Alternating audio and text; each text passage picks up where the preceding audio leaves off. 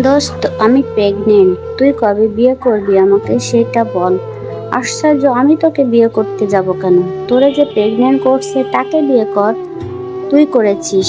কি বলিস? আমি তোকে প্রেগনেন্ট করেছি? মাথা ঠিক আছে তো তোর? হ্যাঁ, আমার মাথা ঠিকই আছে, কারণ তুই ছাড়া আমার কোনো ছেলে বন্ধু নেই। আমি সব সময় তোর সাথে মিশেছি। তো তুই আমাকে প্রেগনেন্ট করেছিস, আর এখন ভালো সাজার নাটক করতেছিস? দেখ রুমি, রাগ উঠাবি না কিন্তু। সত্যি কথা বললে সবার রাগ উঠে যায়। তুই এখন আমাকে বিয়ে করবি কি করবি না সেইটাই বল। করব না। ঠিক আছে, আমি আত্মহত্যা করব। এই পাগল হয়েছিস নাকি? হ্যাঁ, পাগল হয়েছি আমি। আর একটুও থাকার ইচ্ছে করতেছে না এই পৃথিবীতে। আচ্ছা, আমার কথা শোন। তুই কি সত্যিই প্রেগনেন্ট, নাকি মিথ্যা বলতেছিস আমাকে? আমি সত্যিই প্রেগনেন্ট। আশিক, বুঝতেছি না কি করব। তুই প্রেগনেন্ট হলি কিভাবে? আমি জানি না, তবে আমার মনে হচ্ছে তুই এইটা করেছিস, কারণ তুই ছাড়া আমি কারোর সঙ্গে মিশি না। ঠিক আছে, চল কাজী অফিসে। কাজী অফিসে কেন? তোকে বিয়ে করব আমি। তার মানে তুই আমাকে প্রেগনেন্ট করেছিস? এতক্ষণ ভালো সাজার নাটক করলি। না, আমি তোর সঙ্গে এই সব কাজ করিনি। তাহলে বিয়ে করতে চাচ্ছিস কেন? প্রথমত, আমি তোকে ভালোবাসি, কিন্তু কখনো বলার সাহস হয়নি। আজ যখন বললি দোস্ত আমি প্রেগনেন্ট, তুই আমাকে কবে বিয়ে করবি, কথাটি শোনা মাত্রই কেমন জানি একটু খুশি লাগতেছিল।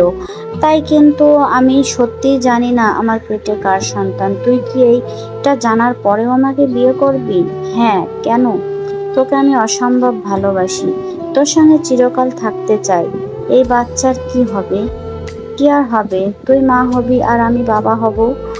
তুমি এমন কেন আশিক? কেমন? অনেক অনেক ভালো। একটি কথা বলি? হ্যাঁ, নিশ্চয়ই। আমার পেটে কোনো বাচ্চা নেই। আমি শুধুমাত্র দেখতে চেয়েছিলাম আমাকে ভালোবাসো কিনা। কেউ এত বড় মিথ্যাবাদী! এতবারই মির্জাফরি করলে তুই আমার সাথে, সেটা আবার আমার সঙ্গে। হ্যাঁ, জানো আশিক, কখনো তোমাকে অনেক ভালোবাসি কিন্তু বলা হয়নি।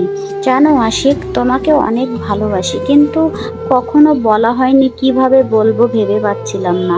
জানোই তো, মেয়েদের বুক ফোটে তো মুখ ফোটে না, তাই একটু অভিনয় করলাম। I love you Rumi. I love you Ashiq. সত্যি, বন্ধুত্ব থেকে যখন ভালোবাসার সম্পর্ক সৃষ্টি হয়, সেই ভালোবাসাগুলো সত্যি সুন্দর হয়।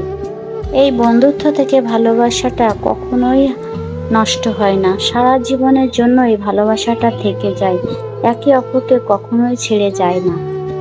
আমার গল্পটি কেমন লাগলো অবশ্যই জানাবেন কমেন্ট বক্সে এসে, আর লাইক কমেন্ট শেয়ার করে দিবেন, আর চ্যানেলটি অবশ্যই সাবস্ক্রাইব করে দিবেন। ধন্যবাদ সবাইকে। যে যেখানে থাকবেন অনেক বেশি ভালো থাকবেন। আল্লাহ হাফেজ।